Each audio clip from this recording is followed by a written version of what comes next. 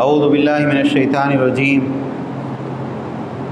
یا ایھا النبی قل لازواجک ان کنتن تردن الحیاۃ الدنیا وزینتها فتعالین امتعکن واسرحکن سراحا جمیلا وان کنتن تردن اللہ ورسولہ والدار الآخرۃ فإن اللہ اعد للمحسنات منکن اجرا عظیما یا نساء النبی من یأتی منکن بفاحشۃ مبینۃ یضاعف لها العذاب ضعفین وکان ذلک علی اللہ یسیرا ومن یقنت منکن للہ ورسولہ وتعمل صالحا نؤتها اجرها مرتین واعتدنا لها رزقا کریما۔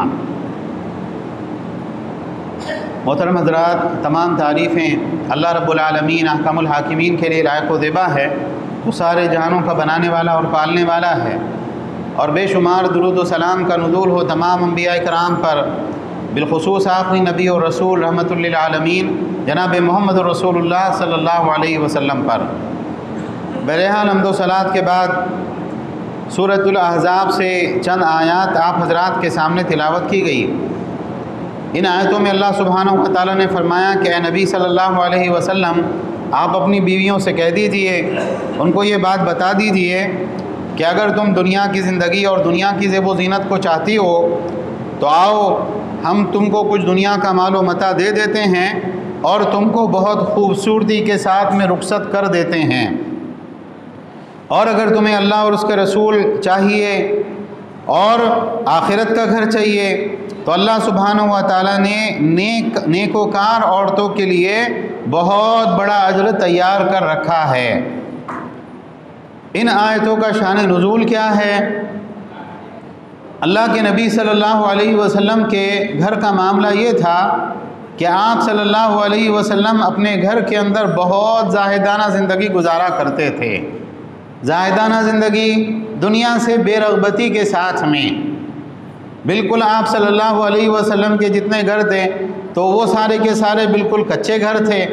آپ صلی اللہ علیہ وسلم کی خصوصیت تھی کہ آپ صلی اللہ علیہ وسلم کو اللہ تعالیٰ نے 4 سے زیادہ شادیاں کرنے کی اجازت دی ہے۔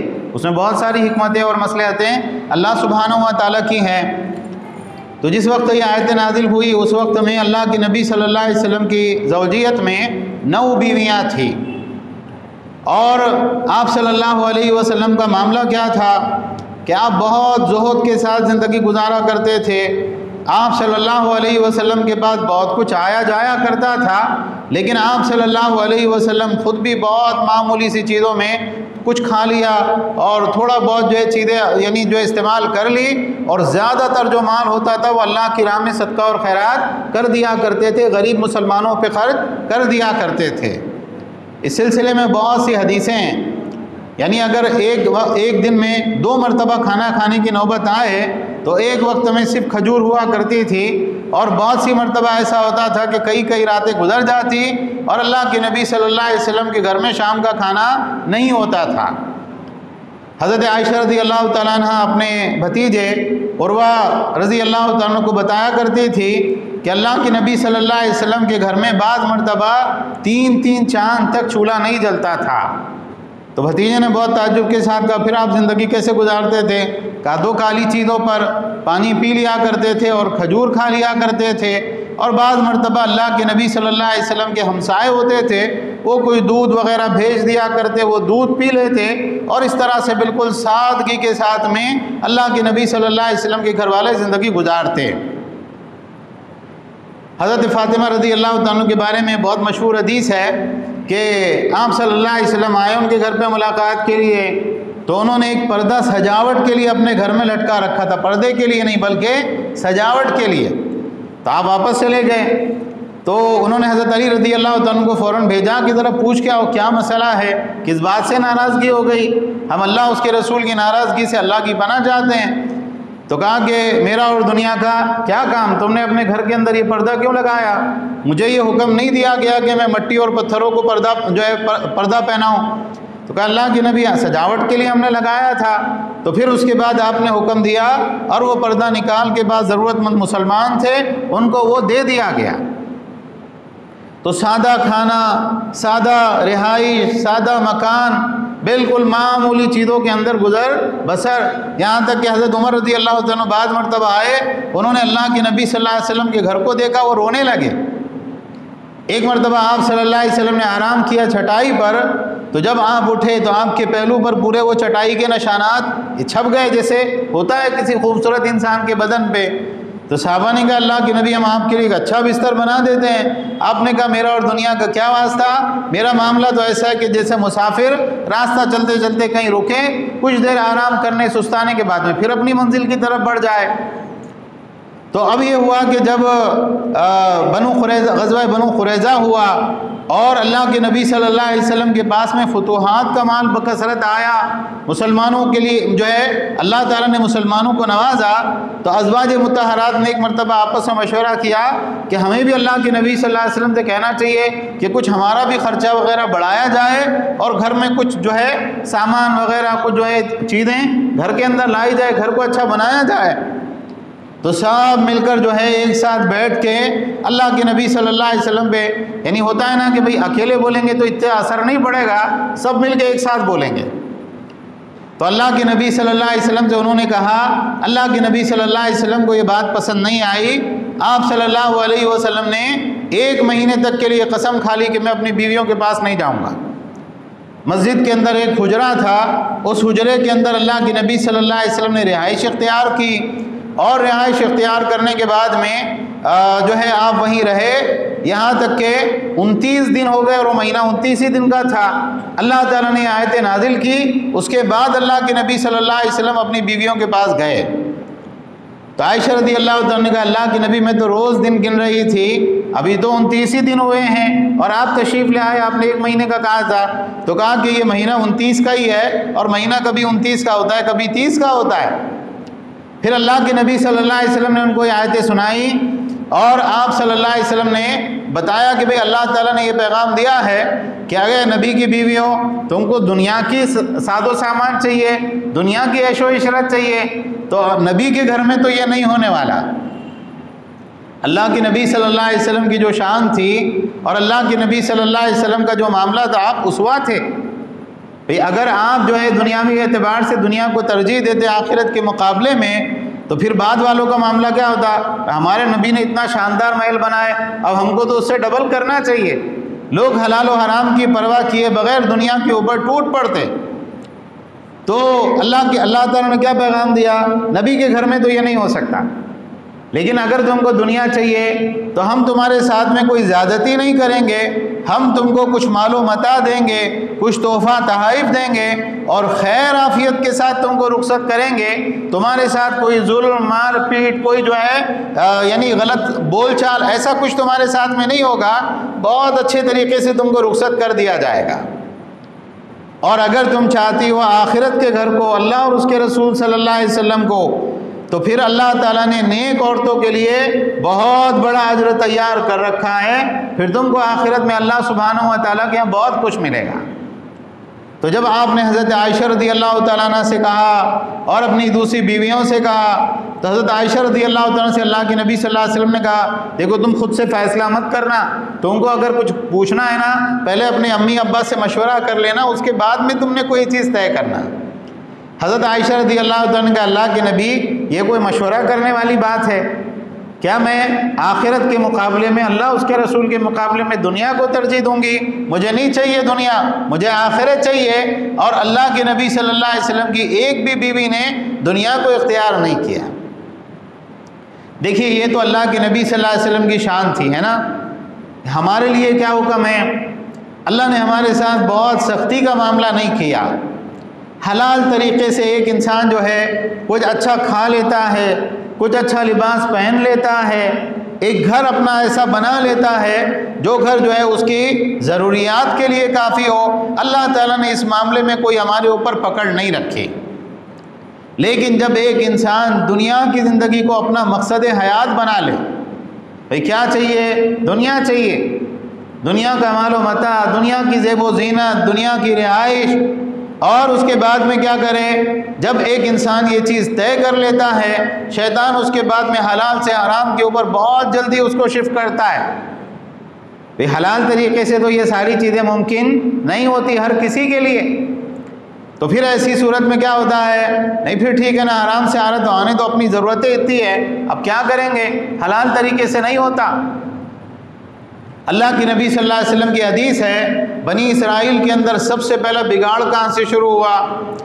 بنی اسرائیل کی جو عورتیں ہوتی تھی، تو جو ایک غریب کی بیوی ہوتی تھی، جب وہ امیر شخص کی بیوی سے ملتی جلتی تو وہ اپنے شوہر کو مجبور کرتی تھی کہ اس نے فلاں زیور پہنے ہیں، فلاں کپڑے اس نے ایسے پہنے ہیں، مجھے بھی ایسا زیور اور ایسا کپڑا چاہیے۔ یہاں سے سب سے پہلے بنی اسرائیل کے اندر بگاڑ شروع ہوا۔ تو یہ بات یاد رکھیں کہ دو چیزیں ہیں، اللہ نے آپ کو مال و دولت سے نوازا ہے، آپ ایک معقول طریقے سے اپنے اوپر کچھ خرچ کر رہے ہیں، اپنی جو ہے آرام اور سکون کے لیے، اپنی جو ہے دنیاوی اعتبار سے حلال طریقے سے لطف اٹھا رہے ہیں، اللہ اس کے اوپر پکڑ نہیں کرتا۔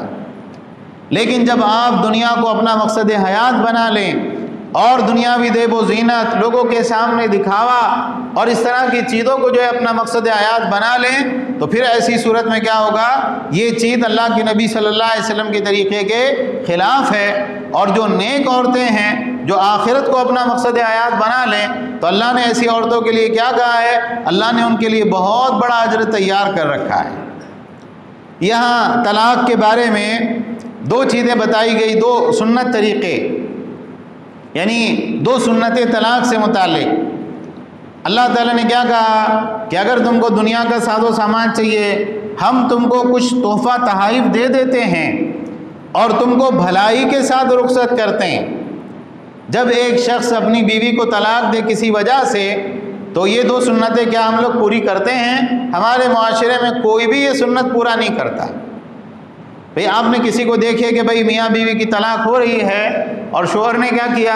اچھا اب ہم جدا ہو رہے ہیں، یہ لو ہماری طرف سے یہ تحفہ اور یہ سامان تمہارے لیے، کیونکہ اب ہم جدا ہو رہے ہیں تو ہم بھلائی کے ساتھ میں الگ الگ ہو جاتے ہیں۔ اور یہ ہے کہ بھئی بہت خیر عافیت کے ساتھ ایک دوسرے کو دعا دیتے ہوئے، ایک دوسرے کے جو ہے عذر کو قبول کرتے ہوئے، اچھا بھائی رخصت، آپ کو بھی سلام اور آپ کو بھی سلام، اب جو ہے ہماری آپس میں کوئی دشمنی نہیں، ایسا کچھ ہوتا ہے؟ ایسا کہیں بھی ہمارے معاشرے کے اندر نہیں ہوتا ہے۔ تو بھائی ہم ایسا کیوں ہوتا ہے کہ بھئی ہم بعض چیزیں لے لیتے ہیں اور بعض چیزیں چھوڑ دیتے ہیں؟ ایسا تو بالکل بھی نہیں ہونا چاہیے۔ اور اللہ سبحانہ و تعالیٰ نے اللہ کے نبی کی بیویوں کے بارے میں کیا کہا؟ اگر تم میں سے کوئی بہت کھلی خطا، بہت بڑا گناہ کا ارتکاب کرے گی، فاحشۃ مبینہ کے معنی کیا ہوتے ہیں؟ بہت بڑا جرم، وہ گناہ جو اپنی قباحت کے اعتبار سے بہت بڑا ہو، اس میں بے حیائی بھی شامل ہے، زنا وغیرہ، اور اس کے علاوہ دوسرے جو جرائم اور گناہ ہوتے ہیں وہ بھی اس میں داخل ہے، تو یاد رکھو اللہ تعالیٰ تم کو عذاب بھی ڈبل دے گا۔ کیوں؟ تمہارا مقام عام عورتوں کی طرح نہیں، بلکہ تم اللہ کے نبی کی بیویاں ہو، اس اعتبار سے تمہارے ساتھ معاملہ ہوگا۔ اور اللہ تعالیٰ کے لیے سزا دینا بہت آسان ہے، اللہ کے لیے کوئی مشکل بات نہیں ہے۔ اور جو کوئی تم میں سے اللہ اس کے رسول کی فرما برداری اختیار کرے گی اور نیک اعمال اختیار کرے گی، تو اللہ سبحانہ و تعالیٰ ان کو اجر بھی دوہرا دے گا، اور اللہ نے ان کے لیے بہت جو ہے عزت والی روزی اللہ نے تیار کر رکھی ہے۔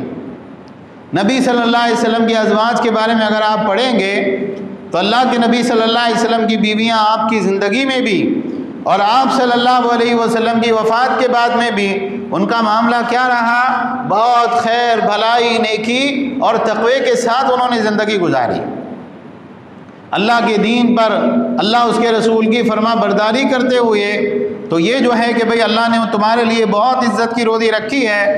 تو اس کے بعد میں جب خلفائے راشدین کا دور آیا تو ایک ایک جو ہے اللہ کے نبی کی زوجہ کے لیے 12,500 درہم ان کے لیے متعین کیے گئے، یعنی جو چاندی کے سکے تھے اور سونے کے سکوں سے اگر ان کا تقابل کیا جائے تو یہ تقریباً 4.5 کلو سونا بنتا ہے۔ تو اللہ نے دنیا میں بھی ان کو بہت نوازا اور آخرت میں بھی اللہ نے ان کے لیے یقیناً بہت اجر و ثواب تیار کر رکھا ہے۔ امت مسلمہ کی عورتوں کے لیے، خواتین کے لیے اللہ کے نبی صلی اللہ علیہ وسلم کی ازواج مطہرات میں بہت عمدہ نمونہ ہے۔ یعنی ہماری جو مائیں بہنیں ہیں ان کو کیا کرنا چاہیے؟ اللہ کے نبی صلی اللہ علیہ وسلم کی بیویوں کی حالات پہ غور کریں حضرت خدیجہ رضی اللہ تعالیٰ عنہ کیا قربانیاں ان کی اللہ اس کے رسول کے لیے. حضرت عائشہ صدیقہ کون ہے؟ ام سلمہ کون ہے؟ ام حبیبہ کون ہے؟ حضرت صفیہ اور جویریہ رضی اللہ تعالیٰ عنہ کے کیا معاملات ہیں؟ ہم عام طور سے اس کے اوپر غور نہیں کرتے. تو اللہ نے ان آیتوں کے اندر ان کی تعریف کی.